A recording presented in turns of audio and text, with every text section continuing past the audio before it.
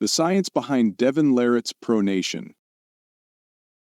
After his first match with Levon, Devon realized the importance of riser strength and pronation, especially against an opponent with a strong toe pro. He adjusted his training, shifting his focus away from his hook and press. After facing Gennady, he saw the need to incorporate his hook again, particularly against opponents with a flop press. He reintroduced hooking, but only as a contingency against floppers. He performed well against Hermes, Georgie, and Dennis, while gradually losing weight each time.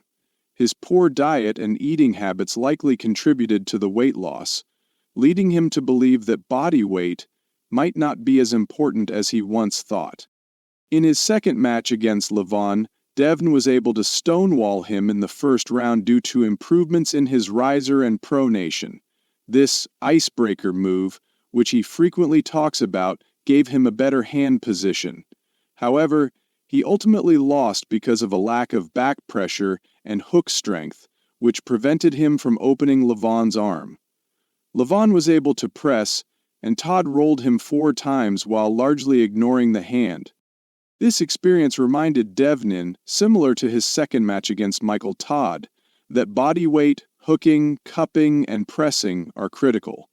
His riser and pronation helped him gain a favorable hand position, but he needed arm power to disengage his opponent's arm and finish the match. Now, Devon has come full circle and acknowledges that weight is crucial for super heavyweight competition. He also recognizes that cup and arm power are just as important as riser and pronation. His interest in a potential third match with Levon is largely due to Brian Shaw's influence. Despite being a great arm wrestler, Devon has never understood how to bulk properly. His approach involved eating at buffets and stuffing himself, thinking it would help him gain mass. However, Brian taught him that eating smaller meals more frequently allows for higher total calorie intake and prevents stomach issues. As a result, Devon has been gaining more size. So I'm right around, let me see, right around that 19. The key to Devner's pronation is not holding on. Instead, he relies on his opponent's finger retention on his hand. As he rises, his opponent's fingers slide down toward his thumb pad, where he places the belt during his pronation lift. He only uses his fingers for minimal containment, not full grip strength. His pronation attacks the weakest and widest part of his opponent's hand, generating significant torque. In his setup, Devon often supinates before the match starts. This allows him to pronate dynamically and statically when he initiates a tope roll. From a physics perspective, when the strap is further out from the axis of rotation, it creates more torque. The further out the attack point of the strap is, the heavier it feels. Bending the wrist decreases the distance between the strap's attack point and the axis of rotation, reducing the torque. A simple way to illustrate this is by holding a heavy frying pan. If you grip it far out on the handle, it feels heavier than when holding it closer to the pan itself. This concept, known as torque, is essential in Devon's pronation mechanics.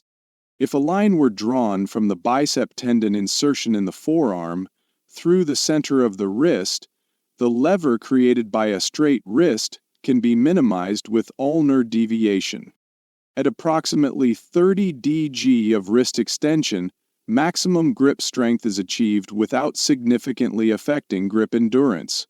This has clinical implications for optimal wrist positioning in orthotics and joint stabilization. Muscle involvement in pronation and back pressure. 3 main muscles contribute to elbow flexion. Brachialis, the primary elbow flexor in all forearm positions. Biceps brachii, most active in a supinated position. In a neutral position, such as at the start of an arm wrestling match, the biceps contribute about 20% of elbow flexion force. However, in a pronated position, the biceps are the least active. brachioradialis. The Zelpo triad assists elbow flexion and plays a stabilizing role. A study on elbow flexion force production shows that even in a neutral position, biceps are still involved. This explains why elite toe rollers like Engin Turci, Vitaly Laletin, Levon Saganashvili all train their biceps heavily.